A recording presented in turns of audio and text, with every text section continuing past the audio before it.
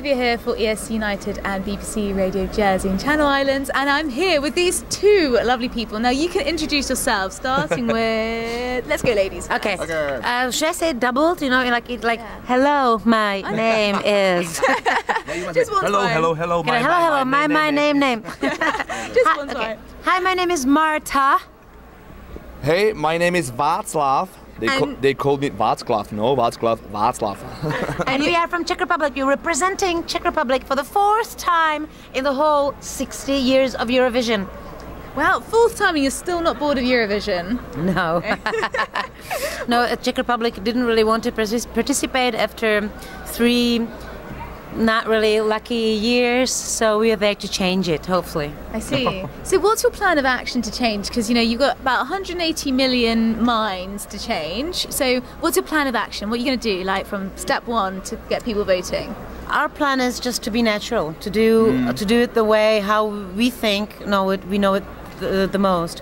So no theater, nothing. Yeah. So we're just who we are. I mean, everybody probably is, but it's everything is just we didn't want to put us into a different role or something. That's right, exactly.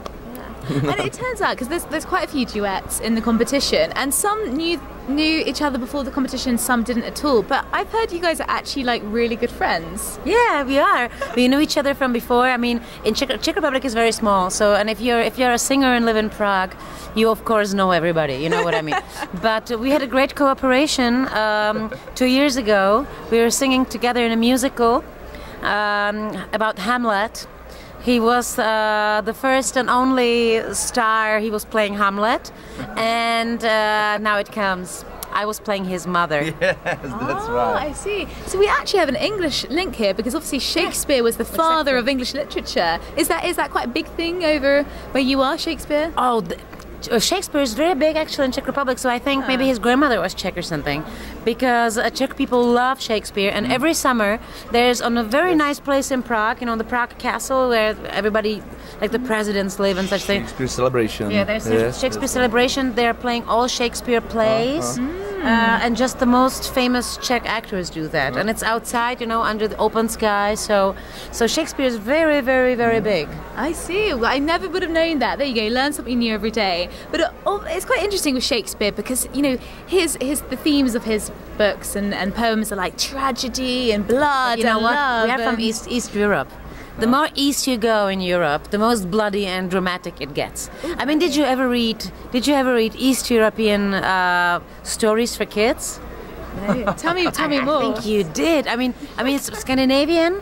They're also very tragic. Everybody dies. You know, we have kids stories like that. The prince goes somewhere to save somebody, and he gets stuck by knives and he dies. Oh, so his bird is flying somewhere to get first the dead water and then the life water, and he pours it on the stab things, you know, and the prince then is alive again. Oh, there's a story about a girl, a prince fell in love with her, and he wants to get her, and her stepmother realizes it, so she goes with her daughter, and they kill her. They cut her head off, her legs off, her arms off. That's all the story. Yeah, that's right. So I'm gonna probably struggle to sleep tonight. So I'm just gonna now I'll be having nightmares. Don't worry. There's gonna be this bird, and he will come and he will bring you dead and alive water, and you will get up again if you're dead. Phew, I'm really relieved to hear that. But it's interesting, from that history, that tradition of tragedy and dark kind of, you know, folklore and literature in Czech Republic and where you come from. Your song is actually the opposite. It's a song about hope. About hope. It's a happy end song, actually. Maybe it's like a movie without the end, where you know that it must be a happy end. So, because you were the writer behind it, yes, right? Yes. So tell me a bit, when you were writing this, where this idea stemmed from. Was it? Nápad. When I come back from studio, we listen some other songs, and I said, "Oh my God, I want to do one song," and I put my telephone and did one melody. You actually misled. You come up with. You come up with. You record. Okay, record it, and it was 2 hours, and I recorded, and it was. Wow. It was so you wrote the whole entire song in 2 hours. Yes. Wow, because you do hear like someone like, you look at the Beatles, some of like the great bands, they do say some of their best songs were literally written like on a scrap piece of paper in like a 20 minutes. That's true, yeah. Like, That's right, that's right. Again, do you think with writing it's just that fluid process, like once you have it, you know it? Because I imagine you must write a lot of songs normally. Když to prostě máš, tak to víš najednou. Yeah, that's right. That's you must open your mind and. And also in terms of the theme of the song, and apart from all that bit, Yes, you might. You know, your brain just goes. Open your mind, and then. but apart from that happening, but the idea of hope. I mean, obviously we're in 2015, and this is the 60th anniversary of Eurovision. And if you look how Europe has changed over 60 years, there's been a lot of hurt, there's been a lot of peace, there's been a lot of great things, but also a lot of bad things. That's what I'm always talking about since I heard the song, since I was singing the song. Because everybody's like, oh, you have a song about love. I said, it's not only about love. And then I was thinking, wow, we are going to sing this in Europe. And I think that, as you said, there's been a lot struggling in the last months, in the last years. Some people don't see a lot of hope in Europe and in European Union. And I think it is a song for Europe, actually.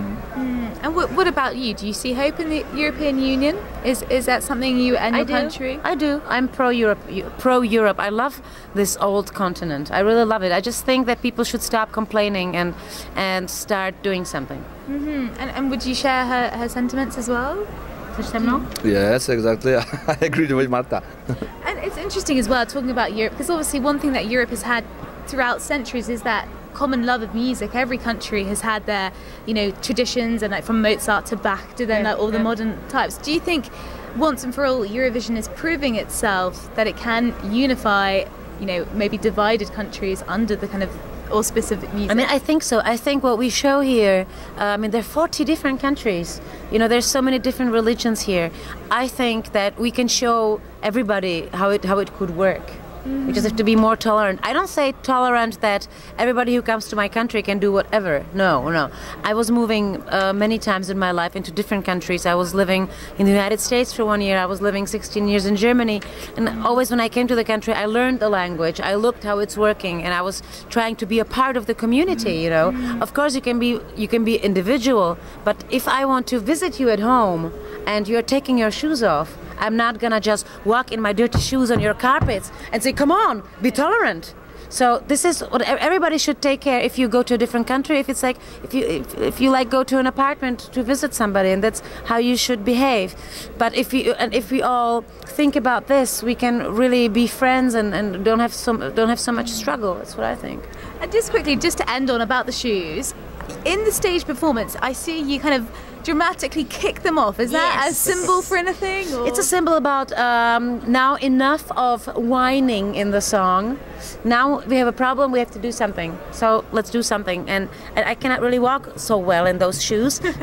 Which means I cannot solve the problem if I don't feel stable on my feet. Yeah. So I have to put the shoes away, and then I'm stable, and then I can start and finish what I wanted to do. There we go. Who knew kicking your shoes off could have such meaning behind it? And just finally, guys, is it okay to have a quick like a preview of your song? Yeah, sure. Yeah? You ready? There is no light to pray for. Cold and dim are the sky. Wounded lion. Running out of life. Out of life. In your eyes. I forget it. but Eurovision.